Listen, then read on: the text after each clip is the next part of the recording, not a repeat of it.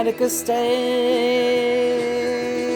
Attica State, Attica State, with romance with Attica State. John wanted to hear Attica State because it's about prison, but also we're having a topic. Great, I'm all for topics. The imprisonment of one's thoughts. The imprisonment of thought. Oh, you're going all Eckhart Tolle this morning. Yes, why not? Eckhart Tolle is an ascended master, and he was quite instrumental in bringing us back together again. Yes, I know. You sound so serious. I'm sorry. I wasn't making fun of you. I would never mock Eckhart Tolle. No. In fact, he is here this morning. Hello, Eckhart. Yes.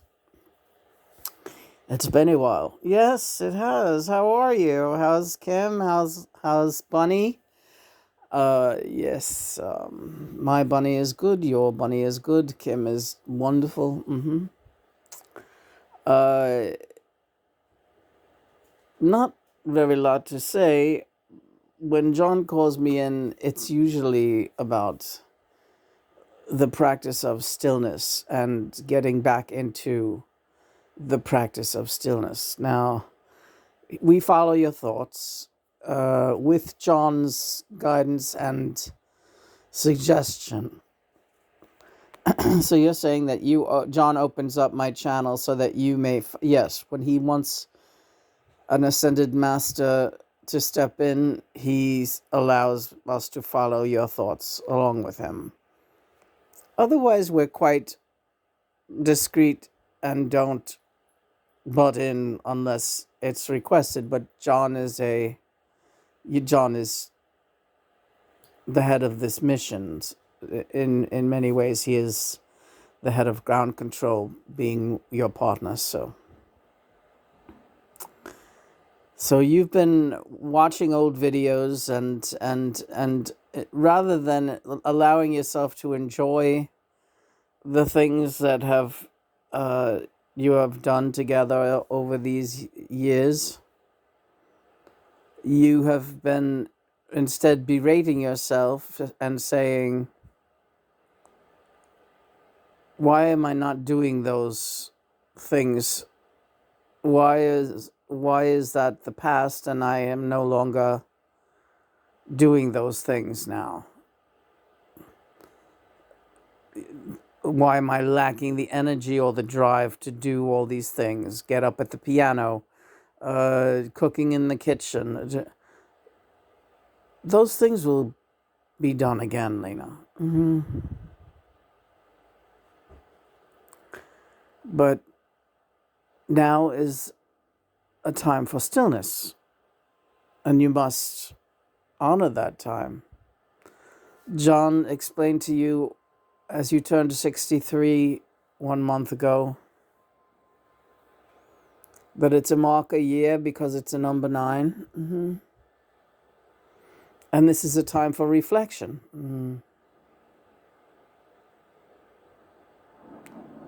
It's not for you to question, how long do I need to reflect? That's not reflecting. Right, okay, right. He wanted to also bring to your attention, these are just a few photographs of all the work that you've been doing in notebooks and in art books and also paintings and mosaics and short stories and poetry. It goes on. It goes on and on, right?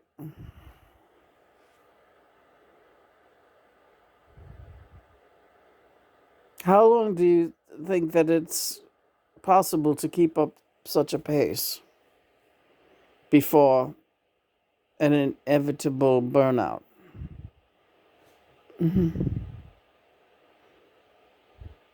John's being very quiet. Don't worry about John. I'm talking to you now. Okay.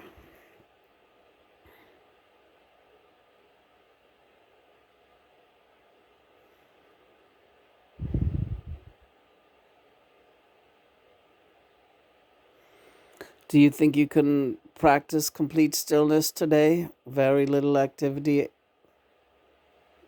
very little Anything, rather than, or with the exception of meditation and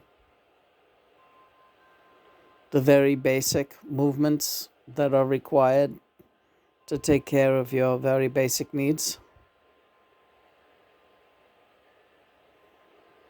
I know what you're saying right now. You're saying, I thought we were going to try to do some painting today.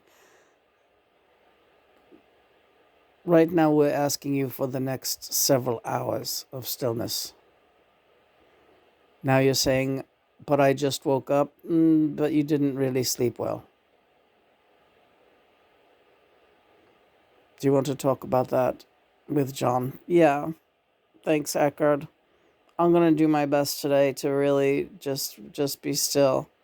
You're right. We have done an awful lot of things. I mean, we really have. I mean, just looking at these, and these are just a few entries of all of our work and our notebooks that are just filled. And all I can look is all I can see when I look at these notebooks are empty pages and saying, "Oh, it's not full yet," but they're so full. Yeah, you're right.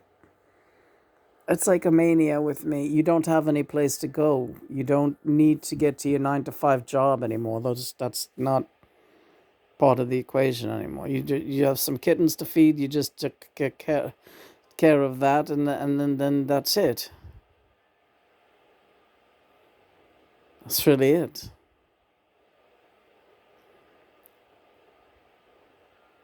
The body is begging for relief. Give it that relief.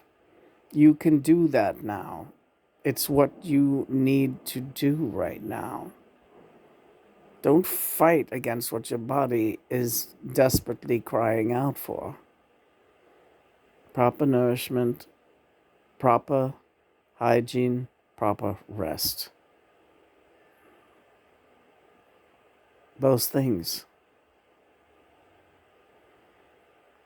Your mind is calling out for the same. Hygiene of the mind, yes. Yes. Clean sweep. What time is it? It's bonfire time. That's right. You have old journals, not so old even, that proclaim this is the time for the autumn bonfire. Hey, it's October 1st. That's right. It's the autumn bonfire. Get rid of the old. And that includes the old way of thinking. And any old bad energy, malingering pests of the mind, of the spirit, of any people that are bugging you. But I don't think you have that really anymore. No, we got rid of the last one this year. Yeah, we got rid of the last real problematic niggler.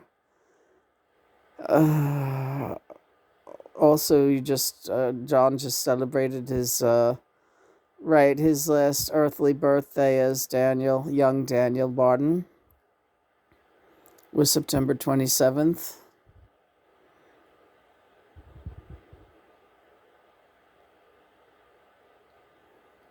Hey, John. Hey, kid. I always got to bring in the big guns to get you to settle down, don't I? Like a wild little horsey. No, not really. You all, though. That's part of what I like about you, but another part of me is just... she's at it again. Well, do you want to talk about... Thank you, Akid. Thank you. How are you doing? Getting old, like you. Like everyone else. Everyone's got their thing going on. That they must, honor their bodies. Do you see me moving? I haven't moved. I don't think I moved quickly my whole life. Right. I've always had a frail carriage. It's my musculature. It's my DNA. I am not a really hearty, I suppose, physically imposing person, but I keep plugging along, and it's because I listen to my body. When I was a drinking man, I didn't always do that, and we have that in common. Yes. But Lena, you and I both drank out of anxiety, and I dare say John was the same. Once the anxiety is gone, there's no need to become unconscious through alcohol anymore. It's a relief. It's a relief for the body because what it does to the liver and what it does. Your body and my body are still working out the effects of years of alcoholic abuse, Lena. That lingers and does not mend. In many cases, those effects linger until the body finally expires. Yes, they go into some type of remission, but alcohol is damage, irreversible damage in most cases. You're willingly pouring toxins into your body. And so even if you are recovered for many, many years, you must still be conscious of those organs which you have damaged. And you're doing so. So just relax. But those are, the effects you have. Yeah, my bladder bothers me a lot and stuff. I don't want to get into that. You're doing great. So the dream last night. Oh, but how'd you get out of it? I remembered to pray. John started just screaming in my ear, "Wake up, wake up." The dream got so out of hand with like these crazy demons, these women, witches, yeah. Like they were these like witches after me. Like nasty. It was like such a bad, toxic, jealous vibe of these witches. And I swear, I said, when I woke up, I said, people must be like putting spells on me. I'm sure that's happening, like people wishing bad things on me that from my past, that ones who just could never reconcile my life with John and don't want good things to happen to me. And I don't know. That's what that energy felt like last night. Perceptive, aren't you? And it's the season of the witch as we enter. I know it's your favorite season, and I love it too.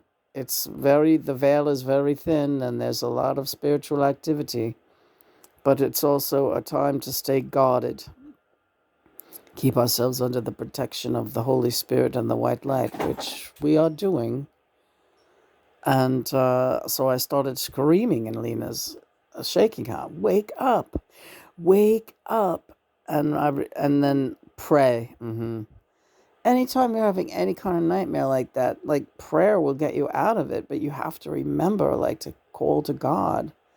So I just started like, yeah, "Our Father who art in heaven, hallowed be thy name," just really loud and into the head. And by the time you finish the Our Father and the Hail Mary, you're either awake or you're out of danger in the dream. However it works, it does work because God and Mother are the ones who can get you safe. What I don't understand is why do I have to get into these weird astral attacks?